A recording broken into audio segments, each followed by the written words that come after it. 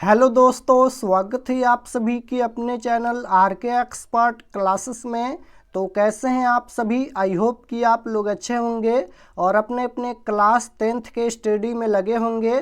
तो आज के क्लास में हम लोग पढ़ने वाले हैं क्लास 10th के लिए मैथ यानी गणित का चैप्टर नंबर 1, जिसका नाम है वास्तविक संख्याएं यानी रियल नंबर। इस चैप्टर में जितने भी ऑब्जेक्टिव क्वेश्चन है, सभी ऑब्जेक्टिव क्वेश्चन अभी की इस क्लास में हम लोग सॉल्यूशन के साथ और कंसेप्ट के साथ पढ़ेंगे।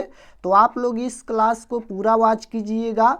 मैट्रिक बोर्ड परीक्षा 2027 के लिए क्लास 10th मैथ यानी गणित का ये चैप्टर नंबर 1 है, जिसका नाम है वास्तविक संख्याएं यानी रियल नंबर। इस चैप्टर का ऑल ऑब्जेक्टिव क्वेश्चन अभी के इस क्लास में हम लोग सॉल्यूशन के साथ और कंसेप्ट के साथ पढ़ेंगे।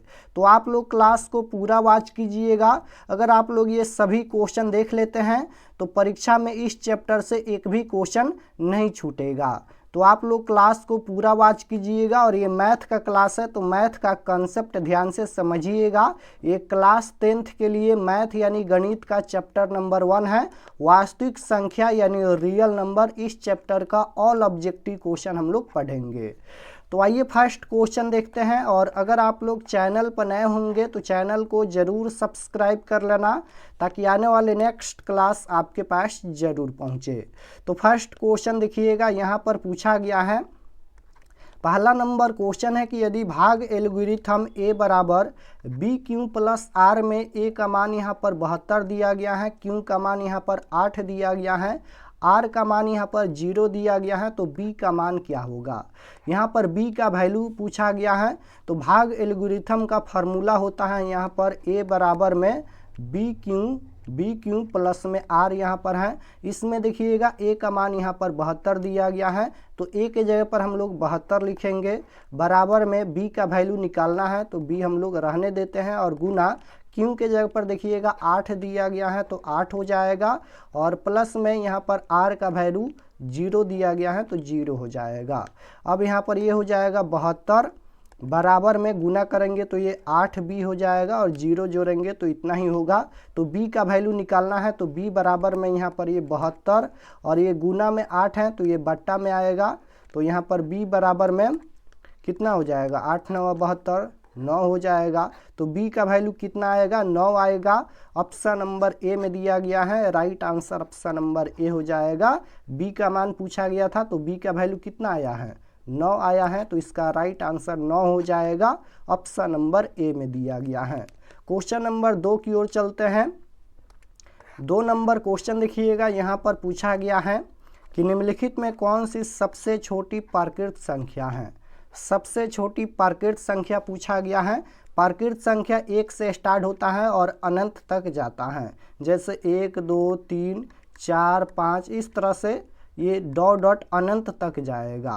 प्राकृत संख्या 1 से स्टार्ट होता है और अनंत तक जाता है। तो सबसे छोटी प्राकृत संख्या पूछा गया है। तो प्राकृत संख्या यहाँ पर 1 से स्टार्ट होता है, तो सबसे छोटी प्राकृत संख्या कौन है, 1 है। तो एक ऑप्शन नंबर सी में दिया गया है, right answer option number C हो जाएगा। सबसे छोटी प्राकृत संख्या 1 होता है, राइट आंसर सी हो जाएगा। क्वेश्चन नंबर 3 देखिएगा, यहाँ पर पूछा गया है। 3 नंबर क्वेश्चन है कि यदि 156 बराबर यहाँ पर 2 के पावर x गुना 3 के पावर y गुना 13 के पावर z हो तो x plus y plus z बराबर क्या होगा। और ये क्वेश्चन 2024 एग्जाम में पूछा गया है। तो यहाँ पर x plus y plus z का वैल्यू पूछा गया है। तो सबसे पहले 156 का यहाँ पर गुणनखंड कर लीजिए। तो 156 का यहाँ पर गुणनखंड करेंगे, 2 से कटाएंगे तो ये कितना हो जाएगा, 78 हो जाएगा। 2 से कटाएंगे तो कितना हो जाएगा, यहाँ पर 2 से कटाएंगे तो ये हो जाएगा यहाँ पर 39। अब यहाँ पर ये 2 से नहीं कटेगा, 3 से कटेगा, 13 तो ये 39 13 हो जाएगा। 13 से कटाएंगे तो यहाँ पर 1 हो जाएगा। तो यहाँ पर देखिएगा 156 बराबर में 2 के पावर x गुना में यहाँ पर 3 के पावर y है, और गुना में यहाँ पर 13 के पावर यहाँ पर z दिया गया है। तो यहाँ पर 2 के पावर में x के जगह पर क्या होगा, तो 2 के पावर x है। 2 यहाँ पर देखिएगा गुणनखंड में कितना बार है, तो 2 यहाँ पर 2 बार है, तो पावर में x के जगह पर हम लोग 2 लिखेंगे, क्योंकि यहाँ पर 2 2 बार हैं। और गुना यहाँ पर 3 के पावर y है, तो y के जगह पर हम लोग क्या लिखेंगे, तो 3 यहाँ पर गुणनखंड में कितना बार है, तो एक बार यहाँ पर है, तो y के जगह पर हम लोग 1 लिखेंगे क्योंकि 3 यहाँ पर एक बार आया है 156 के गुणनखंड में। उसके बाद गुना 13 के पावर यहाँ पर z है, तो 13 कितना बार है, तो एक बार यहाँ पर 13 है, तो यहाँ पर 13 के पावर 1 लिखेंगे। अब देखिएगा यहाँ पर x plus y plus z का वैल्यू पूछा गया है, तो यहाँ पर 2 के पावर x है, 3 के पावर y है और 13 का पावर यहाँ पर z है, यानी इसका ही वैल्यू पूछा गया है। तो इसके बदले में हम लोग नीचे में क्या लिखे हैं, x के जगह पर यहाँ पर 2 लिखे हैं, 3 के पावर 1 यानी y के जगह पर हम लोग 1 लिखे हैं, z के जगह पर 1 लिखे हैं, तो यहाँ पर जोड़ देंगे इसको, यानी x plus y plus z है, तो 2 प्लस में 1 प्लस में यहाँ पर 1 हो जाएगा, इसके पावर को हम लोग जोड़ देंगे, तो 2 1 3 1 4 हो जाएगा। तो यही इसका आंसर हो जाएगा 4, ऑप्शन नंबर ए में दिया गया है। Right answer option number A हो जाएगा। x plus y plus z बराबर क्या होगा, तो 4 होगा। क्वेश्चन नंबर 4 की ओर चलते हैं। 4 नंबर क्वेश्चन देखिएगा, यहाँ पर पूछा गया है कि 2 लगातार विषम संख्याओं का मौसा होता है। 2 लगातार विषम संख्याओं का मौसा यानी HCF पूछा गया है। तो कोई भी 2 संख्या लेंगे, यहाँ पर ये विषम संख्या पूछा गया है, तो मान लेते हैं 2 हो गया, 3 हो गया, ये 2 यहाँ पर लगातार ये विषम संख्या हो गया, तो इसका मौसा पूछा गया है। तो देखिएगा 2 और 3 में कॉमन क्या होगा, जो कॉमन होता है वही मौसा यानी HCF होता है। तो 2 और 3 में 1 कॉमन होगा, तो इसका मौसा 1 हो जाएगा। Right answer option number B हो जाएगा। आप लोग याद रखिएगा कि जब भी पूछा जाएगा कि 2 लगातार विषम संख्याओं का मौसा कितना होता है, तो हमेशा 1 होता है। कोई भी संख्या ले लीजिए 2 लगातार विषम संख्या, उसका मौसा हमेशा 1 के बराबर होगा। तो right answer option number B हो जाएगा। 2 लगातार विषम संख्याओं का मौसा हमेशा 1 होता है। क्वेश्चन नंबर 5 यहाँ पर पूछा गया है। 5 नंबर क्वेश्चन देखिएगा कि निम्नलिखित में असत्य कथन पहचाने। असत्य पूछा गया है यानी कौन गलत है। तो एक परिमेय और एक अपरिमेय संख्याओं के गुणनफल अपरिमेय संख्या होती हैं, ये बिल्कुल सही है।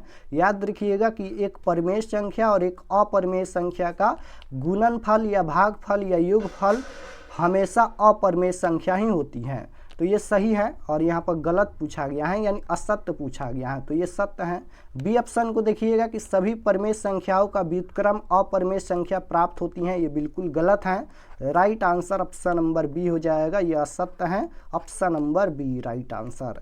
क्वेश्चन नंबर 6 देखिएगा, यहाँ पर पूछा गया है कि यदि m एक धनात्मक पूर्णांक है तो धनात्मक विषम पूर्णांक का रूप होगा। यहाँ पर विषम पूर्णांक का रूप पूछा गया है, तो देखिएगा सभी ऑप्शन में यहाँ पर m लगा है। m के जगह पर हम लोग 1 रख कर चेक करेंगे या 2 रख कर चेक करेंगे, यानी कोई भी संख्या रखेंगे तो हमेशा वह विषम संख्या के रूप में आना चाहिए, क्योंकि यहाँ पर विषम पूर्णांक का रूप पूछा गया है। तो चलिए चेक करते हैं इसका आंसर क्या होगा। यहाँ पर 4 के 4 गुना, देखिएगा यहाँ पर 4 गुना m के जगह पर 1 रखेंगे और प्लस में 2 है, तो कितना हो जाएगा, 4 और 2 6 हो जाएगा। तो ये 6 तो सम संख्या हो गया, लेकिन यहाँ पर विषम पूछा गया है, तो ये ऑप्शन गलत है। बी ऑप्शन को चेक करते हैं। 4 गुना m के जगह पर 1 और प्लस में 4, तो यहाँ पर 4 एकम 4 और 4 और 4 8 हो जाएगा, ये भी सम संख्या है, ये विषम संख्या नहीं है, तो ऑप्शन नंबर बी भी गलत है। सी ऑप्शन को चेक करते हैं। तो 4 गुना m के जगह पर 1 प्लस में 1, तो 4 एकम 4 और 4 1 5 5 हो जाएगा, तो 5 यहाँ पर ये विषम संख्या है, तो इसका right answer option number C हो जाएगा। 4m प्लस 1 ये विषम पूर्णांक का रूप है, क्योंकि m के जगह पर कोई भी संख्या रखिए, 2 रखिए, 3 रखिए, हमेशा ये विषम संख्या आएगा। तो इसका आंसर ऑप्शन नंबर सी हो जाएगा। 4m प्लस 1 यहाँ पर ये विषम पूर्णांक का रूप है। राइट आंसर सी होगा। क्वेश्चन नंबर 7 यहाँ पर पूछा गया है। 7 नंबर क्वेश्चन है, यदि भाग एल्गोरिथम a बराबर b क्यू प्लस r में a का मान 72, q का मान 8, r का मान 0, तो b का मान। ये क्वेश्चन 2 बार रिपीट हो गया, इसका आंसर 9 आया है। ऑप्शन नंबर ए हो जाएगा।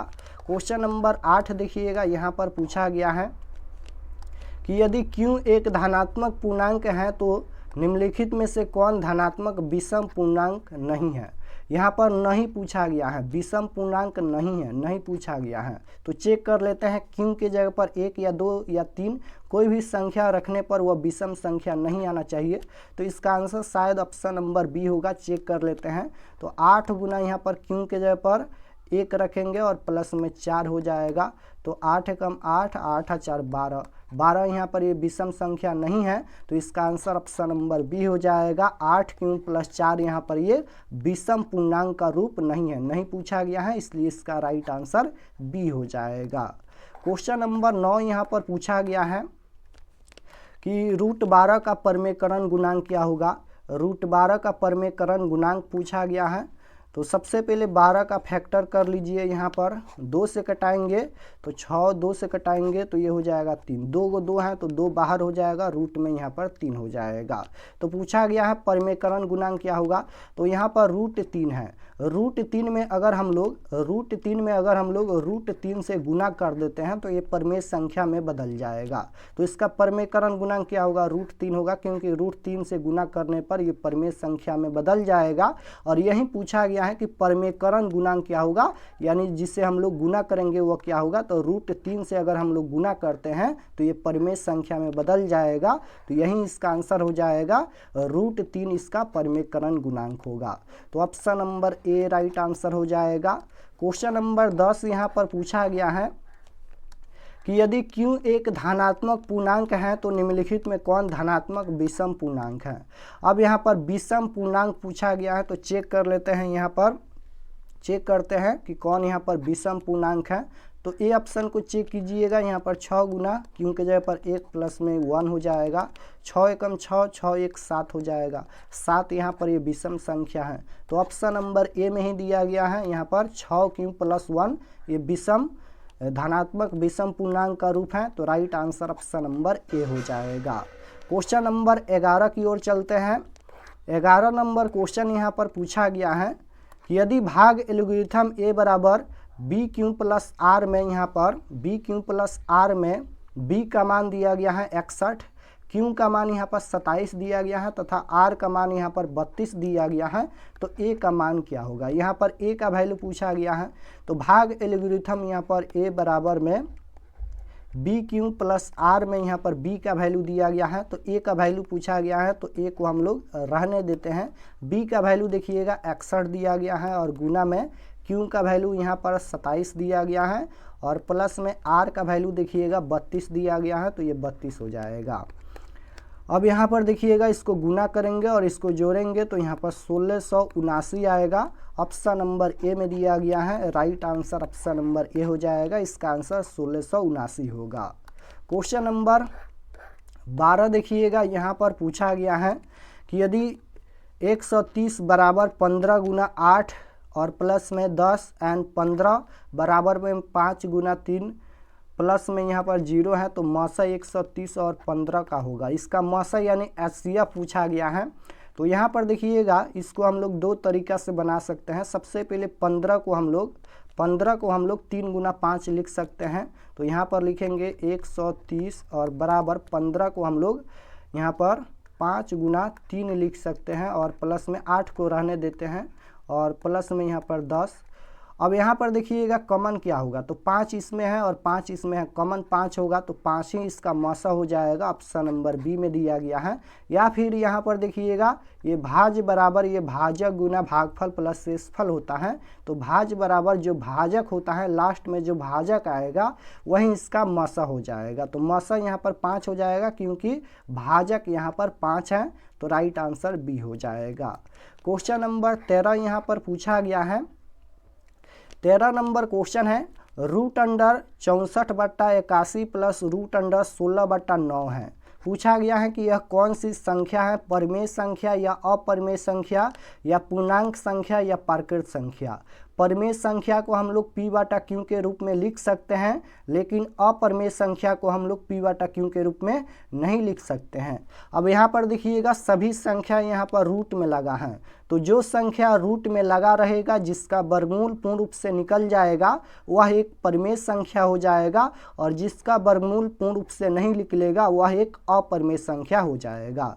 तो यहाँ पर देखिएगा रूट 64 है, रूट 64 का वर्गमूल 8 होता है और बट्टा में 81 का वर्गमूल 9 होता है, तो ये रूट से बाहर हो जाएगा 8 बटा 9। और प्लस में यहाँ पर देखिएगा 16 का वर्गमूल 4 होता है और 9 का वर्गमूल 3 होता है, तो यहाँ पर ये भी रूट से बाहर हो गया। तो इसको जोड़कर इसे p बटा q के रूप में लिखा जा सकता है, क्योंकि ये रूट से बाहर हो गया और जो संख्या रूट से बाहर हो जाएगा वह एक परिमेय संख्या होता है। तो right answer option number A हो जाएगा, यह एक परिमेय संख्या है।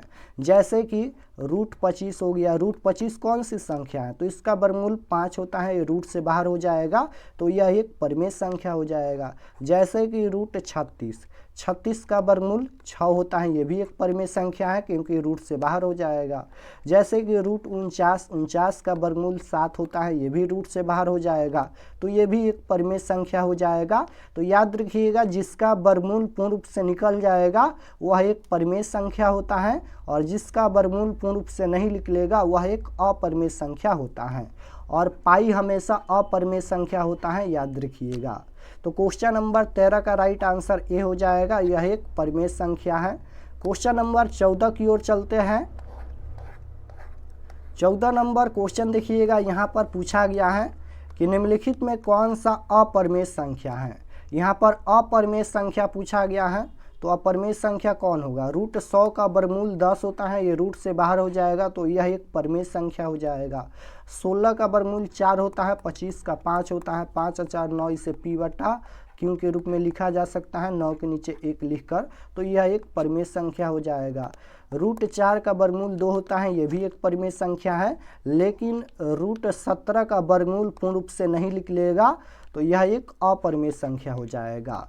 तो right answer option number A हो जाएगा, रूट 17 एक अपरिमेय संख्या है। क्वेश्चन नंबर 15 यहाँ पर पूछा गया है। 15 नंबर क्वेश्चन है कि दो अपरिमेय संख्याओं 3 प्लस में यहाँ पर रूट 6 तथा 3 माइनस रूट 5 का गुणनफल क्या होगा। इसका गुणनफल कौन सी संख्या होगा ये पूछा गया है। तो अगर हम लोग इसे गुना करेंगे, यहाँ पर इसे गुना करेंगे तो ये हो जाएगा 3 तिहाई 9 और माइनस का यहाँ पर 3 रूट 5 हो जाएगा, और माइनस का यहाँ पर हो जाएगा 3 रूट 6 हो जाएगा, और माइनस का यहाँ पर हो जाएगा रूट अंडर कितना हो जाएगा 6 पचे 35 हो जाएगा। तो यही होगा इसका गुणनफल, लेकिन यहाँ पर रूट से कोई भी संख्या नहीं निकलेगा, ये रूट में रह जाएगा, तो यह एक अपरिमेय संख्या हो जाएगा। तो इसका आंसर ऑप्शन नंबर बी हो जाएगा, यह एक अपरिमेय संख्या है। तो right answer option number B हो जाएगा। क्वेश्चन नंबर 16 की ओर चलते हैं। 16 नंबर क्वेश्चन देखिएगा, यहाँ पर पूछा गया है कि यदि 140 बराबर 2 के पावर x गुना 5 के पावर y और गुना 7 के पावर z हो तो x प्लस y और माइनस z का वैल्यू पूछा गया है। उसी प्रकार से क्वेश्चन है, ऊपर में हम लोग सॉल्व किए हैं। तो सबसे पहले 140 का गुणनखंड कर लीजिए। तो यहाँ पर 140 का गुणनखंड करेंगे तो 2 से कटाएंगे तो ये कितना हो जाएगा 70 हो जाएगा ना, 2 से कटाएंगे तो ये हो जाएगा 35। अब यहाँ पर 5 से कटाएंगे तो ये 7 हो जाएगा, 7 से कटाएंगे तो 1 हो जाएगा। अब यहाँ पर देखिएगा 2 के पावर x गुना 5 के पावर y है, और यहाँ पर गुना में 7 के पावर में z है। तो 2 के पावर x है, x के जगह पर 2 कितना बार है 2 बार है, तो पावर में 2 लिखेंगे, और गुना 5 के पावर y के जगह पर हम लोग क्या लिखेंगे 5 यहाँ पर 1 बार है तो पावर में 1 लिखेंगे, और गुना 7 के पावर यहाँ पर ये z है तो z के जगह पर हम लोग 1 लिखेंगे, क्योंकि यहाँ पर इसका गुणनखंड में 7 1 बार है, तो यहाँ पर हो जाएगा 7 के पावर में 1। अब यहाँ पर देखिएगा x plus y minus z का वैल्यू पूछा गया है। तो यहाँ पर ये x है, y है, z है, इसके जगह पर हम लोग 2 1 1 लिखे हैं, तो यहाँ पर हो जाएगा 2 प्लस में यहाँ पर y के जगह पर 1 है, और प्लस में यहाँ पर माइनस है, देखिएगा यहाँ पर माइनस है, तो माइनस 7 के पावर 1 है, यानी z का वैल्यू 1 है तो 1 लिखेंगे। तो यहाँ पर कितना हो जाएगा 2 हो जाएगा, ये प्लस माइनस कट जाएगा तो 2 होगा। तो ऑप्शन नंबर ए में ही दिया गया है, right answer option number A हो जाएगा, इसका राइट आंसर ए होगा। क्वेश्चन नंबर 17 यहाँ पर पूछा गया है। 17 नंबर क्वेश्चन देखिएगा, पूछा गया है कि दो संख्याओं का मौसा 15 तथा लौसा यहाँ पर 105 है। यदि उनमें एक संख्या 5 है तो दूसरी संख्या क्या होगी। यहाँ पर दूसरी संख्या पूछा गया है और ये क्वेश्चन 2024 में पूछा गया है। यहाँ पर देख लीजिए, तो दो संख्याओं का मौसा यहाँ पर दिया गया है, यानी HCF दिया गया है 15 और LCM यानी लौसा 105 है, उनमें से एक संख्या 5 दिया गया है, तो दूसरी संख्या पूछा गया है। तो एक फार्मूला होता है, सबसे पहले मान लेते हैं यहाँ पर दूसरी संख्या x है, दूसरी संख्या यहाँ पर x मान लेते हैं क्योंकि दूसरी संख्या बताना है, तो दूसरी संख्या x मान लेते हैं। तो एक फार्मूला होता है, पहली संख्या गुना दूसरी संख्या बराबर लौसा गुना मौसा होता है। तो पहली संख्या देखिएगा, ये पहली संख्या यानी उनमें से एक संख्या 5 है, तो पहली संख्या 5 है, और गुना में दूसरी संख्या के जगह पर हम लोग x माने हैं तो x लिखते हैं, और बराबर में लौसा गुना मौसा होता है, तो लौसा के जगह पर 105 है और यहाँ पर गुना मौसा के जगह पर 15 है, तो 15 हो जाएगा। तो गुना करेंगे तो यहाँ पर कितना हो जाएगा, ये 5x हो जाएगा, और बराबर में इसे गुना करेंगे तो कितना होगा, यहाँ पर अगर हम लोग 105 में 15 से गुना करते हैं तो कितना होगा, ये 50 25 हो जाएगा यहाँ पर, और ये 5 हो जाएगा, ये फिर यहाँ पर 5 हो जाएगा 0 1 5 7 5 1 1575 होगा, तो 1575, और यहाँ पर x बराबर में 1575, और ये गुना में 5 है तो ये बट्टा में आएगा 5, तो x बराबर क्या होगा, x बराबर इसे कटाएंगे तो यहाँ पर हो जाएगा 3 और 1 5 315 आएगा, 315। ऑप्शन नंबर सी में दिया गया है, इसका right answer option number C हो जाएगा। यहाँ पर x का वैल्यू यानी दूसरी संख्या हम लोग x माने हैं, तो दूसरी संख्या कितना होगा 315 होगा, तो राइट आंसर सी हो जाएगा। क्वेश्चन नंबर 18 यहाँ पर पूछा गया है। 18 नंबर क्वेश्चन है कि यदि q एक धनात्मक पूर्णांक है तो निम्नलिखित में कौन धनात्मक सम पूर्णांक है। यहाँ पर सम पूर्णांक पूछा गया है, तो चेक कर लेते हैं। q के जगह पर 1 या 2 या 3 रखकर कोई भी संख्या रखेंगे तो हमेशा सम संख्या के रूप में आना चाहिए। तो ऑप्शन नंबर बी को देखिएगा, यहाँ पर 2 गुना q के जगह पर 1 रखेंगे, 2 एकम 2, 2 यहाँ पर सम संख्या है, 2 गुना q के जगह पर 2 रखेंगे, 2 दूना 4, ये भी सम संख्या है, तो इसका right answer option number B हो जाएगा। 2q यहाँ पर ये सम पूर्णांक का रूप है, क्योंकि q के जगह पर कोई भी संख्या रखेंगे तो ये हमेशा सम संख्या आएगा, तो right answer option number B हो जाएगा। यहाँ पर 2q सम पूर्णांक का रूप है, राइट आंसर बी हो जाएगा। क्वेश्चन नंबर 19 देखिएगा, यहाँ पर पूछा गया है। 19 नंबर क्वेश्चन है कि दो लगातार सम संख्याओं का मौसा होता है। दो लगातार सम संख्याओं का मौसा पूछा गया है, हमेशा 2 होता है। जैसे कि दो सम संख्या ले लेते हैं, 2 और 4, यहाँ पर ये 2 सम संख्या हो गया, इसका मौसा पूछा गया है, तो इसमें कॉमन क्या होगा, 2 कॉमन होगा। जैसे यहाँ पर देखिएगा 2 से कटाएंगे 1 हो जाएगा, इसे यहाँ पर 2 से कटाएंगे तो 2 हो जाएगा, 2 से कटाएंगे तो 1 हो जाएगा। कॉमन क्या है, इसमें 2 है, इसमें 2 है, तो कॉमन सिर्फ 2 होगा, इसलिए इसका right answer option number C हो जाएगा। दो लगातार सम संख्याओं का मौसा हमेशा 2 के बराबर होता है, याद रखिएगा।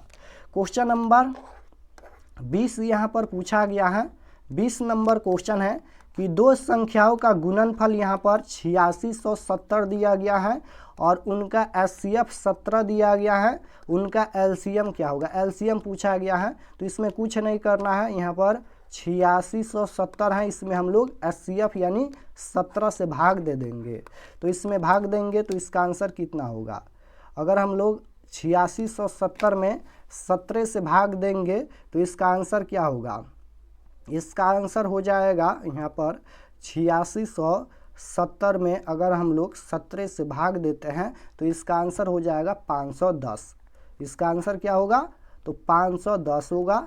ऑप्शन नंबर डी में दिया गया है, right answer option number D हो जाएगा। क्वेश्चन नंबर 21 की ओर चलते हैं। 21 नंबर क्वेश्चन देखिएगा, यहाँ पर पूछा गया है कि 64 के अभाज्य गुणनखंड में 2 का घातांक है।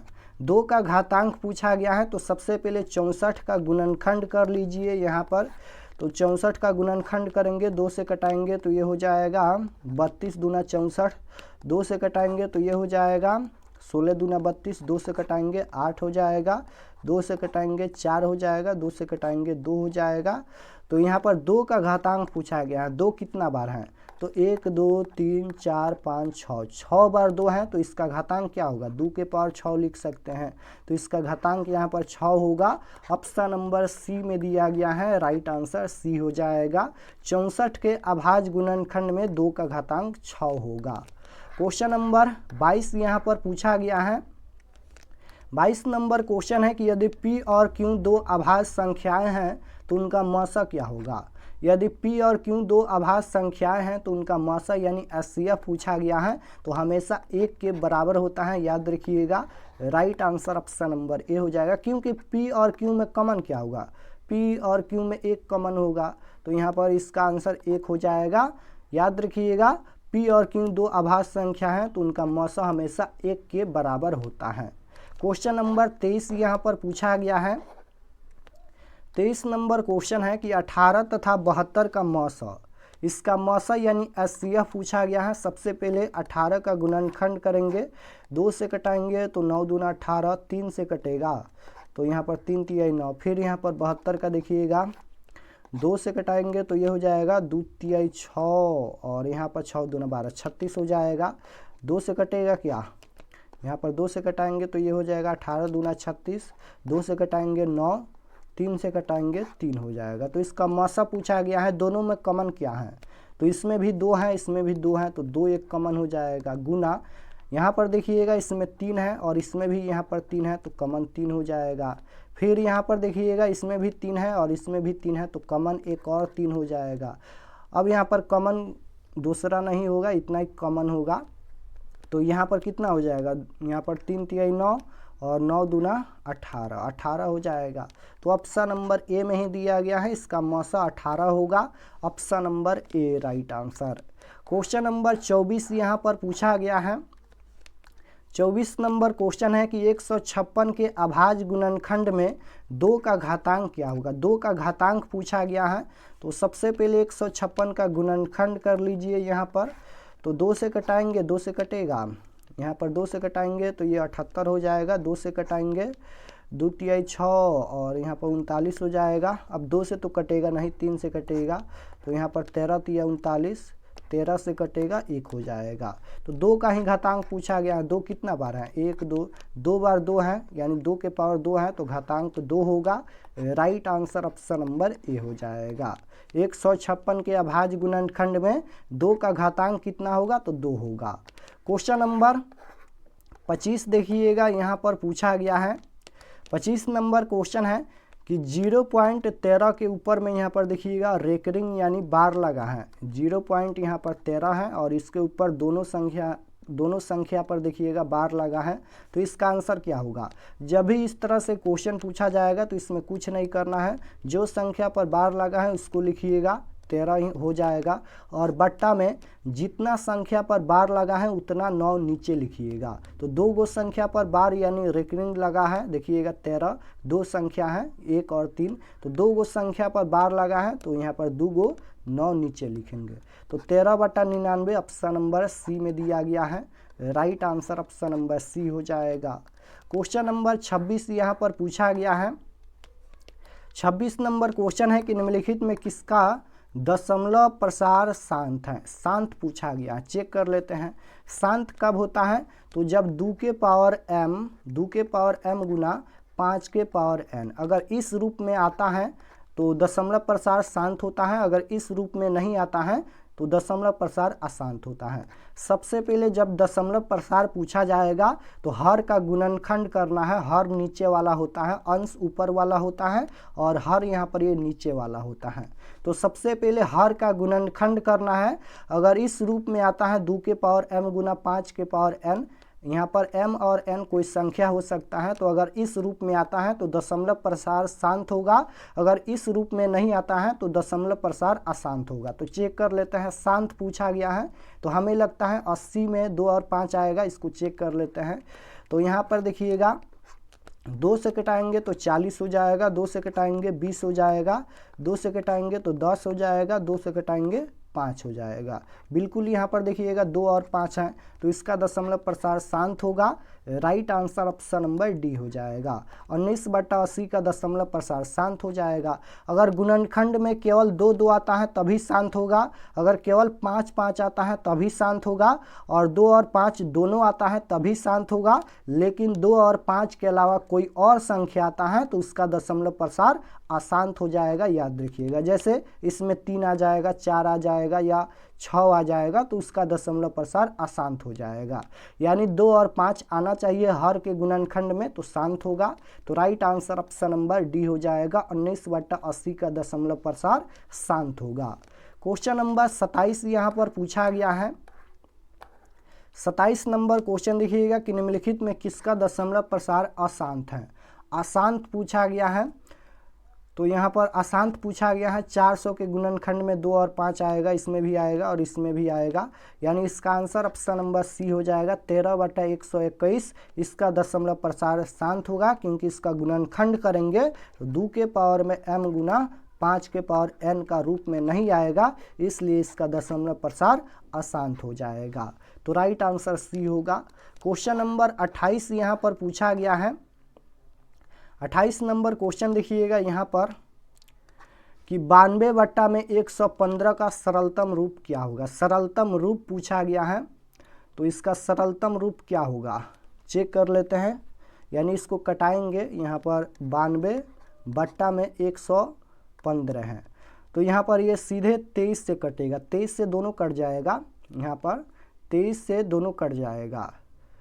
तो 23 से कटाएंगे तो कितना होगा, अगर हम लोग 92 में और 115 में 92 में और 115 में भाग देंगे 23 से तो कितना होगा, 4 हो जाएगा।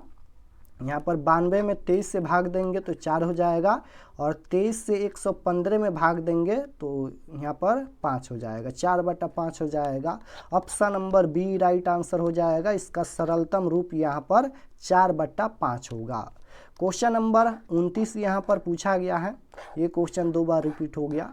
30 नंबर क्वेश्चन देखिएगा यहाँ पर है कि 0.7 के ऊपर में यहाँ पर बार लगा है, बराबर इसका आंसर क्या होगा। तो यहाँ पर जो संख्या पर बार लगा है उसको ऊपर में लिखिए, 7 हो जाएगा। और जितना संख्या पर बार लगा है, एक संख्या पर बार लगा है तो यहाँ पर 9 हो जाएगा और यहाँ पर 0 हो जाएगा, क्योंकि एक ही संख्या पर बार लगा है इसलिए 0 लिखेंगे। तो यहाँ पर 7/90 इसका आंसर होगा। ऑप्शन नंबर बी में दिया गया है, राइट आंसर बी होगा। क्वेश्चन नंबर 31 यहाँ पर पूछा गया है।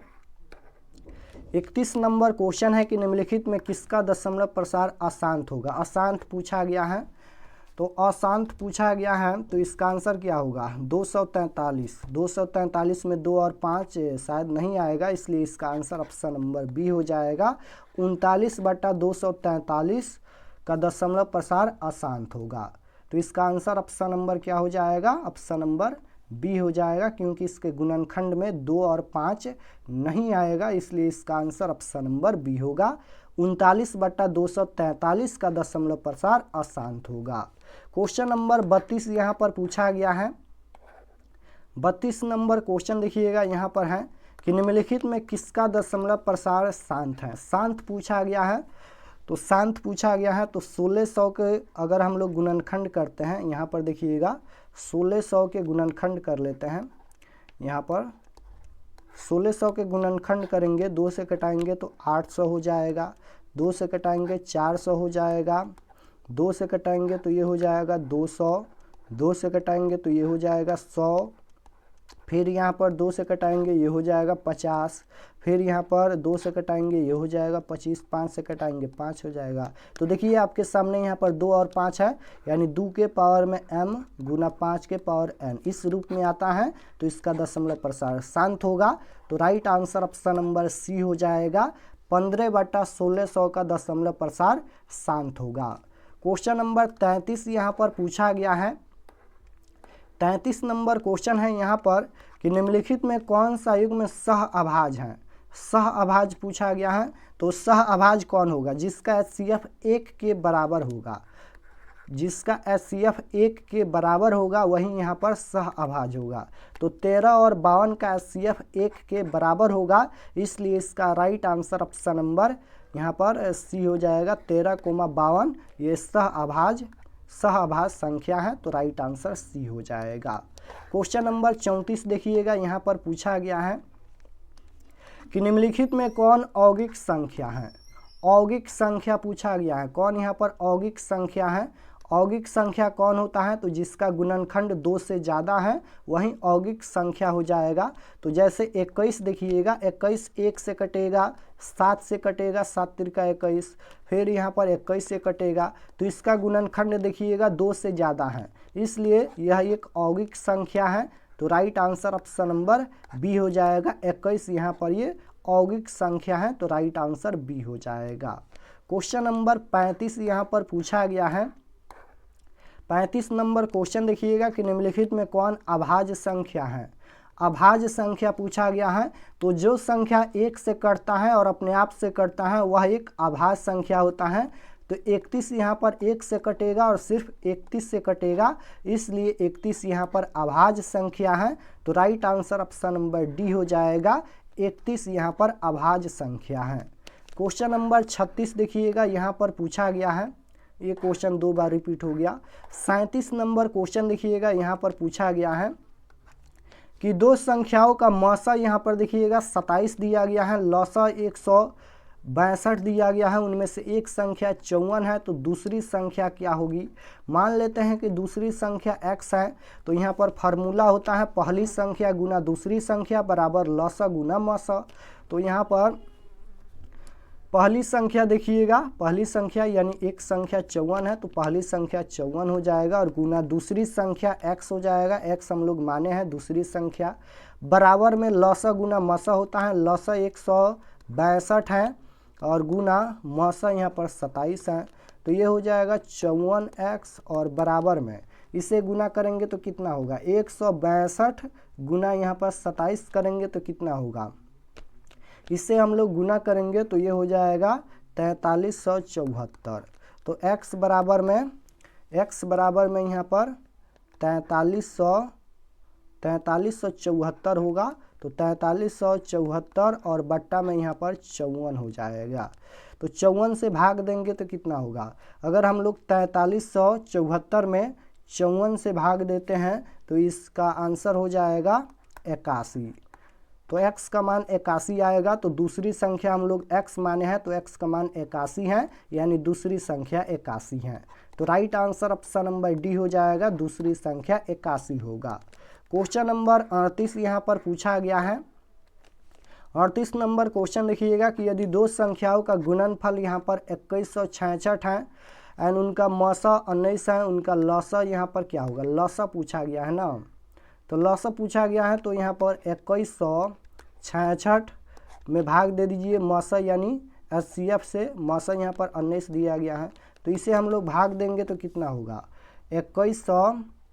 2166 में अगर हम लोग भाग देते हैं 19 से तो ये हो जाएगा 114 हो जाएगा यहाँ पर 114। तो 114 ऑप्शन नंबर सी में दिया गया है, right answer option number C हो जाएगा। क्वेश्चन नंबर 39 यहाँ पर पूछा गया है। 39 नंबर क्वेश्चन देखिएगा कि यदि a बराबर में 2 के पावर 3 गुना 3 गुना 5 और b बराबर में देखिएगा यहाँ पर 2 के पावर 4 गुना 5 गुना 7, तब यहाँ पर लौसा क्या होगा? लौसा ab होगा, यानी लौसा पूछा गया है। तो सबसे पहले अधिकतम घात को देखिएगा, 2 के पावर 4 है तो 2 के पावर 4 यहाँ पर लिखेंगे, फिर यहाँ पर देखिएगा 5 इसमें है 5 इसमें है तो यहाँ पर 5 लिख देंगे, फिर यहाँ पर 7 है, कॉमन नहीं है फिर भी यहाँ पर 7 लिखेंगे क्योंकि लौसा में दोनों होता है, और इसमें यहाँ पर 3 बच जाएगा तो 3 लिख देंगे। अब यहाँ पर 2 के पावर 4 का मतलब क्या होता है? 2 के पावर 4 का मतलब क्या होता है? 2 गुना 2 गुना 2 गुना 2 यानी 4 बार लिखेंगे, और गुना में यहाँ पर 5 है, और गुना में यहाँ पर 7 है, गुना में यहाँ पर 3 है। अब इसे गुना करिए तो कितना होता है, यहाँ पर 2 दूना 4, 4 दूना 8, 8 दूना 16, 16 पचे 80, और 80 गुना यहाँ पर 80 गुना 7 और गुना 3, यानी 1680 होगा, 1680। तो 1680 ऑप्शन नंबर डी में दिया गया है, right answer option number D हो जाएगा। क्वेश्चन नंबर 40 देखिएगा, यहाँ पर पूछा गया है 40 नंबर क्वेश्चन है कि 144 के अभाज्य गुणनखंड में 2 का घातांक होगा। 2 का घातांक पूछा गया है, तो सबसे पहले 144 का गुणनखंड कर लीजिए। यहाँ पर 2 से कटाएंगे तो कितना हो जाएगा, 2 से कटाएंगे 72 हो जाएगा, 2 से कटाएंगे तो यहाँ पर ये हो जाएगा 36, 2 से कटेगा क्या, 2 से कटाएंगे तो ये हो जाएगा यहाँ पर 18 दूना 36, 2 से कटाएंगे 9 हो जाएगा। अब यहाँ पर ये 3 से कटेगा तो 3 तिहाई 9।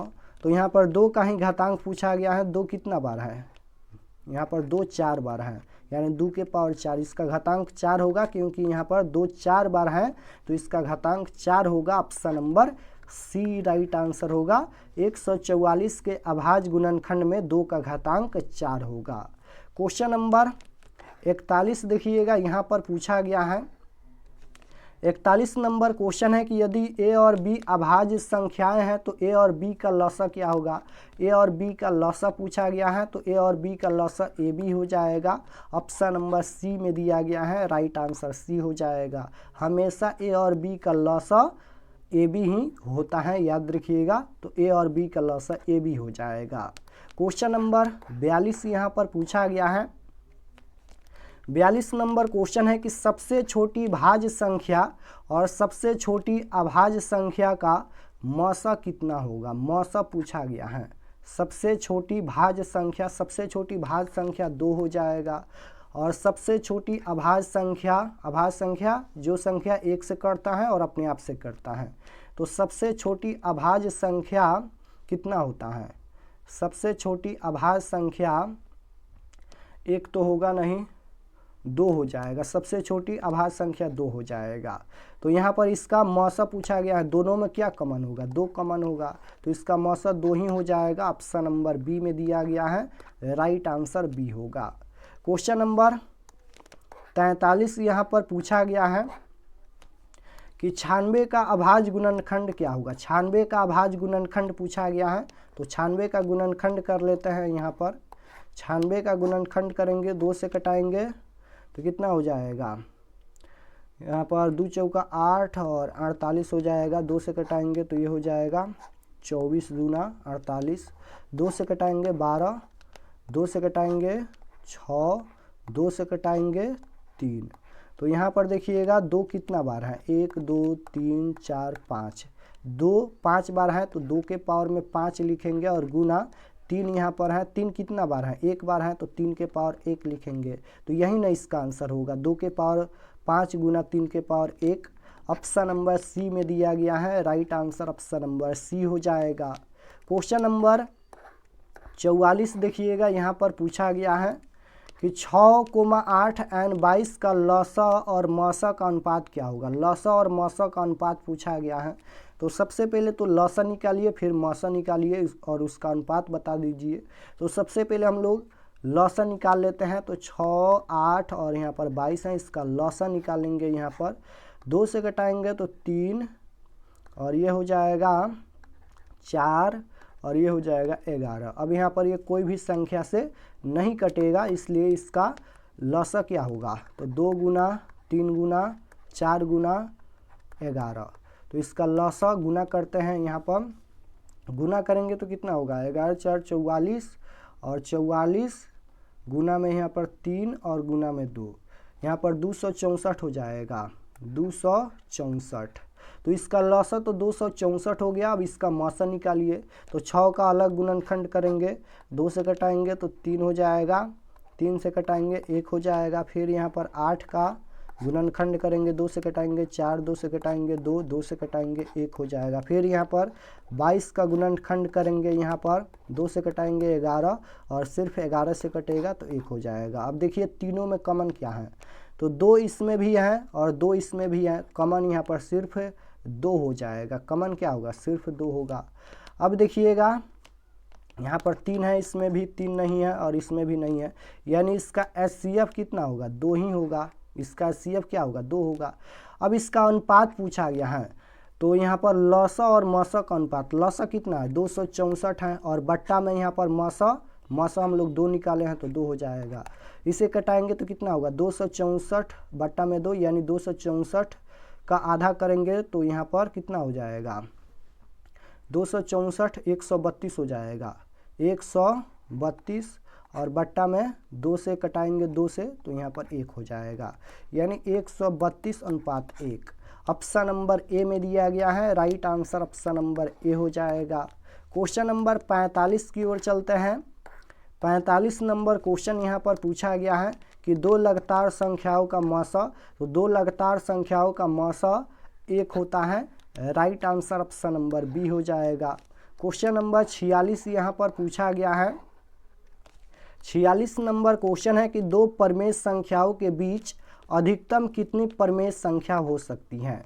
तो 2 परमेश संख्याओं के बीच अधिकतम कितनी परमेश संख्या हो सकती है, तो याद रखिएगा 2 परमेश संख्याओं के बीच अधिकतम अनंत परमेश संख्या हो सकती है, यानी लाखों करोड़ों परमेश संख्या हो सकती है। तो 2 संख्याओं के बीच अनगिनत अनंत परमेश संख्या हो सकती है, राइट आंसर डी हो जाएगा अनंत। क्वेश्चन नंबर 47 यहाँ पर ये 2 बार रिपीट हो गया, अनंत इसका राइट आंसर होगा। 48 नंबर क्वेश्चन देखिए यहाँ पर पूछा गया है कि सबसे छोटी अभाज्य संख्या और सबसे छोटी भाज्य संख्या का गुणनफल क्या होगा। गुणनफल पूछा गया है, तो सबसे छोटी अभाज्य संख्या 2 होता है और गुना सबसे छोटी भाज्य संख्या भी 2 होता है, तो 2 दूना 4, राइट आंसर डी में दिया गया है, right answer option number D हो जाएगा। तो यहाँ पर इसका आंसर 4 होगा। क्वेश्चन नंबर 49 देखिएगा यहाँ पर पूछा गया है। 49 नंबर क्वेश्चन है यहाँ पर कि निम्न में कौन सी अभाज्य संख्या है। निम्न में कौन अभाज्य संख्या है, तो अभाज्य संख्या सिर्फ 1 से कटता है और अपने आप से कटता है। तो यहाँ पर 29 देखिएगा, 29 1 से कटेगा और सिर्फ 29 से कटेगा, इसलिए 29 यहाँ पर अभाज्य संख्या है, तो right answer option number A हो जाएगा। 29 यहाँ पर अभाज्य संख्या है। क्वेश्चन नंबर 50 यहाँ पर पूछा गया है। 50 नंबर क्वेश्चन देखिएगा यहाँ पर √10 और गुना में √115, इसका कौन सी संख्या होगा ये पूछा गया। सबसे पहले गुना करते हैं, गुना करेंगे तो ये 15 दहा के 150 हो जाएगा। अब यहाँ पर 150 का वर्गमूल कितना होता है, 150 का वर्गमूल कितना हो जाएगा, ये पॉइंट में आएगा, 12 पॉइंट पूछाएगा, तो ये पॉइंट में आ जाएगा, इसलिए यह एक अपरिमेय संख्या है, तो right answer option number B हो जाएगा, यह एक अपरिमेय संख्या है। क्वेश्चन नंबर 51 देखिएगा यहाँ पर पूछा गया है, यह कौन सी संख्या है, तो यह एक अपरिमेय संख्या है। अगर इस तरह से संख्या होता है, 2 पॉइंट देखिएगा, 2 पॉइंट के बाद यहाँ पर 1 3 1 1 3, इस तरह से 2 ही संख्या है, 1 और 3 2 ही संख्या है और 2 ही संख्या बार बार रिपीट हो रहा है, 1 3 1 1, इस तरह से 2 ही संख्या बार बार रिपीट हो रहा है, तो इस तरह के संख्या को हम लोग अपरिमेय संख्या कहते हैं, तो यह एक अपरिमेय संख्या है, right answer option number B हो जाएगा। क्वेश्चन नंबर 52 देखिएगा यहाँ पर पूछा गया है कि एक परिमेय संख्या और एक अपरिमेय संख्या का गुणनफल कैसी संख्या है। तो एक परिमेय संख्या और एक अपरिमेय संख्या का गुणनफल या भागफल या योगफल हमेशा अपरिमेय संख्या होती है, तो right answer option number B हो जाएगा, यह एक अपरिमेय संख्या है। क्वेश्चन नंबर यहाँ पर देखिएगा 53 नंबर क्वेश्चन है कि √81/2 कौन सी संख्या है। √81 है, 81 का वर्गमूल 9 होता है और बट्टा में 2, p/q के रूप में लिख सकते हैं क्योंकि ये रूट से बाहर हो गया, तो यह एक परिमेय संख्या है, right answer option number A हो जाएगा। √81/2 यह एक परिमेय संख्या है, तो राइट आंसर ए होगा। क्वेश्चन नंबर 54 यहाँ पर पूछा गया है। 54 नंबर क्वेश्चन है कि निम्नलिखित में कौन सी परिमेय संख्या है। परिमेय संख्या पूछा गया है, तो सीधे देखिएगा ये ऑप्शन में ही दिया गया है, √25 का वर्गमूल 5 होता है, तो ये रूट से बाहर हो जाएगा, तो यह एक परिमेय संख्या हो जाएगा। राइट आंसर ऑप्शन नंबर ए होगा, √25 एक परिमेय संख्या है।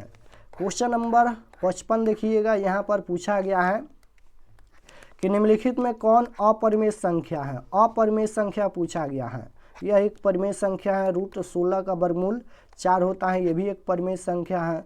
√5 गुना √5 है, गुना करेंगे √25 हो जाएगा, और 25 का वर्गमूल 5 होता है, ये भी रूट से बाहर हो जाएगा, तो ये भी एक परिमेय संख्या है। लेकिन यहाँ पर देखिएगा √9 है, √9 का वर्गमूल तो 3 हो जाएगा, लेकिन √27 का वर्गमूल पूर्ण रूप से नहीं निकलेगा, तो ये रूट में रह जाएगा। तो एक परिमेय संख्या और एक अपरिमेय संख्या का गुणनफल या भागफल या योगफल हमेशा अपरिमेय संख्या ही होता है, तो यहाँ पर यह एक अपरिमेय संख्या हो जाएगा। Option number C right answer होगा। क्वेश्चन नंबर 56 देखिएगा, यहाँ पर पूछा गया है कि निम्नलिखित में कौन अपरिमेय संख्या नहीं है। नहीं पूछा गया है, कौन यहाँ पर अपरिमेय संख्या नहीं है, यानी कौन परिमेय संख्या है। यहाँ पर अपरिमेय संख्या नहीं पूछा गया है।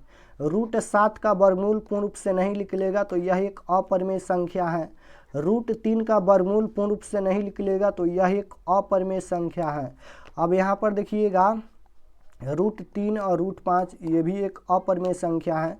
√12/√3 है, यह एक परिमेय संख्या है। कैसे परिमेय संख्या है, तो इसको देखिएगा, सबसे पहले 12 को हम लोग क्या लिख सकते हैं, 12 का यहाँ पर गुणनखंड करेंगे, 2 से कटाएंगे 6, 2 से कटाएंगे 3, तो इसको हम लोग यहाँ पर 2 को 2 है तो 2 बाहर हो जाएगा, रूट में 3, तो 12 को हम लोग क्या लिख सकते हैं, 2√3 लिख सकते हैं, बिल्कुल लिख सकते हैं। और बट्टा में भी √3 है, √3 से √3 कट जाएगा तो 2 बचेगा, इसलिए यह एक परिमेय संख्या हो जाएगा। तो right answer option number D हो जाएगा।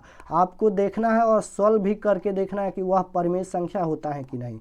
यहाँ पर √12 है, तो आप लोग सोचेंगे यह एक अपरिमेय संख्या है, क्योंकि √12 का वर्गमूल पूर्ण रूप से नहीं निकलेगा, लेकिन इसको सॉल्व कीजिएगा तब यहाँ पर ये परिमेय संख्या में बदल जाएगा, क्योंकि √12 को हम लोग 2√3 लिख सकते हैं, और बट्टा में 3 है तो √3 से √3 कट जाएगा तो 2 बचेगा, तो 2 एक परिमेय संख्या है, तो राइट आंसर डी हो जाएगा। क्वेश्चन नंबर 57 यहाँ पर पूछा गया है।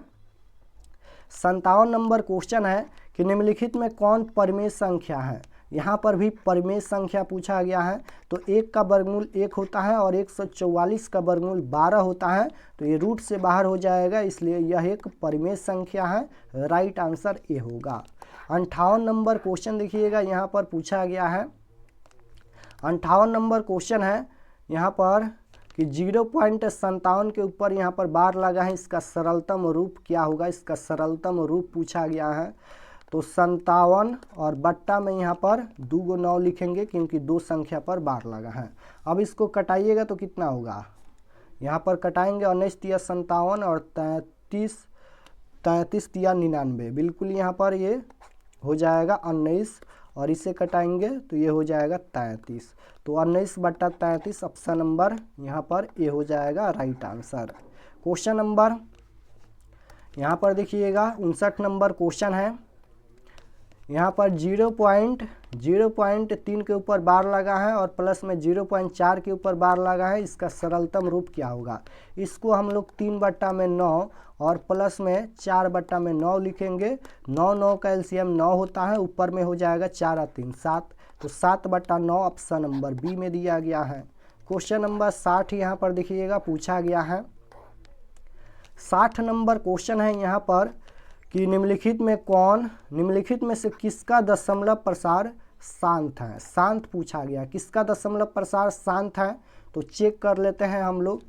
160 होगा, यहाँ पर 160 का गुणनखंड करेंगे, यहाँ पर 2 से कटाएंगे तो ये हो जाएगा, 2 से कटाएंगे तो कितना हो जाएगा, यहाँ पर ये हो जाएगा 80, 2 से कटाएंगे तो ये हो जाएगा 40, 2 से कटाएंगे ये हो जाएगा 20, 2 से कटाएंगे ये हो जाएगा 10, और 2 से कटाएंगे तो ये हो जाएगा 5। तो देखिए यहाँ पर 2 और 5 है, यानी 2 के पावर m गुना 5 के पावर n इस रूप में आता है, तो इसका दशमलव प्रसार शांत होगा।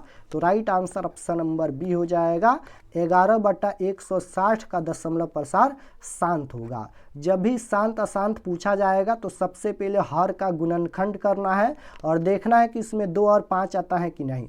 अगर गुणनखंड में इस तरह से केवल 2 आता है तभी शांत होगा, अगर केवल 5 आता है तभी शांत होगा, और 2 और 5 दोनों आता है तभी शांत होगा। लेकिन 2 और 5 के अलावा कोई और संख्या आता है तो अशांत होगा। तो यहाँ पर इसका दशमलव प्रसार क्या होगा, शांत होगा, क्योंकि इसमें 2 और 5 दोनों हैं। तो right answer option number B हो जाएगा, 11/160 का दशमलव प्रसार शांत होगा। तो इस क्लास में हम लोग टोटल 60 क्वेश्चन देखे हैं और सभी क्वेश्चन हम लोग सॉल्यूशन के साथ, कॉन्सेप्ट के साथ देखे हैं। अगर आप लोग इसको बना लेते हैं, रिवीजन कर लेते हैं, तो 100% इस चैप्टर से एक भी क्वेश्चन आपके परीक्षा में नहीं छूटेगा। और इस चैप्टर से जितना भी क्वेश्चन आपके परीक्षा में पूछा जाएगा, सभी क्वेश्चन इस चैप्टर से पूछा जाएगा। तो आप लोग ये सभी क्वेश्चन को बनाइएगा, रिवीजन कीजिएगा, क्योंकि इस चैप्टर को अगर आप लोग बना लेते हैं तो इस चैप्टर से एक भी क्वेश्चन आपके परीक्षा में नहीं छूटेगा। सभी क्वेश्चन हम बता दिए हैं सॉल्यूशन के साथ और कॉन्सेप्ट के साथ। तो अगर आप लोग चैनल पर नए होंगे तो चैनल को ज़रूर सब्सक्राइब कर लेना, ताकि आने वाले नेक्स्ट क्लास आपके पास ज़रूर पहुँचे। और क्लास को ज़्यादा से ज़्यादा शेयर कीजिए और आप लोग सभी क्लास को ज़रूर ज्वाइन कीजिए।